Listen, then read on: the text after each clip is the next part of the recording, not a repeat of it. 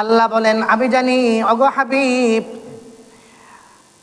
আপনি অত্যন্ত পরেশানির ভিতরে আছেন। কারণ হলো আপনার চাচা আবু তালেব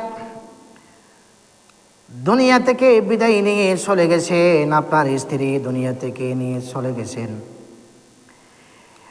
তাইফের ময়দানে আপনি অপদস্থ হয়েছেন, লাঞ্ছিত হয়েছেন। ইয়া রাসূলুল্লাহ, ইয়া হাবিবাল্লাহ,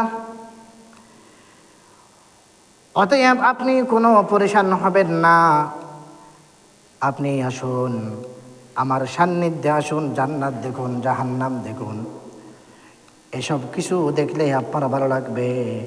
এই জন্য আল্লাহ রাসূল সাল্লাল্লাহু আলাইহি ওয়াসাল্লামকে আল্লাহ তাআলা দুনিয়ার জগৎ থেকে আল্লাহর সান্নিধ্যে নিয়ে গেলেন।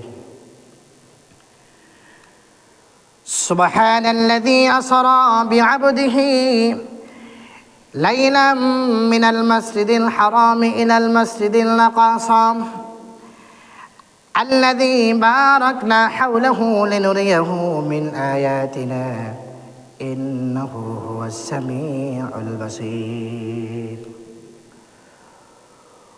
ওগো হাবিব, আপনি পরেশান হবেন না।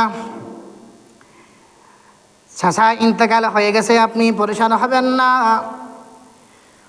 খাদিজাতুল কুবরা রাদিয়াল্লাহু তাআলা আনহা ইন্তেকাল হয়ে গেছে, আপনি পরেশান হবেন না। তায়েববাসী আপনাকে লাঞ্ছিত করেছে, আপনি পরেশান হবেন না। আল্লাহ তাআলা আমাদের হাবিব মুহাম্মদুর রাসূলুল্লাহ সাল্লাল্লাহু আলাইহি ওয়াসাল্লামকে দুনিয়ার জগৎ থেকে আল্লাহর সান্নিধ্যে নিয়ে গেলেন। আল্লাহ বুঝাইতে চাইলেন, ওগো হাবিব আমার রাজত্ব কত বিশাল। ওগো হাবিব আপনি এগুলো একটু দেখুন, জান্নাত দেখুন, জাহান্নাম দেখুন, এসব কিছু যদি আপনি দেখেন আপনার ভালো লাগে। এই জন্য মুহাম্মদুর রাসূলুল্লাহ সাল্লাল্লাহু আলাইহি ওয়াসাল্লামকে সান্ত্বনা দেওয়ার জন্য আল্লাহ তাআলা আমাদের হাবিবকে মেরাজ করাইলেন। তো মেরাজের আসল উদ্দেশ্য হলো আল্লাহ রসুলকে একটু সান্ত্বনা দেওয়া।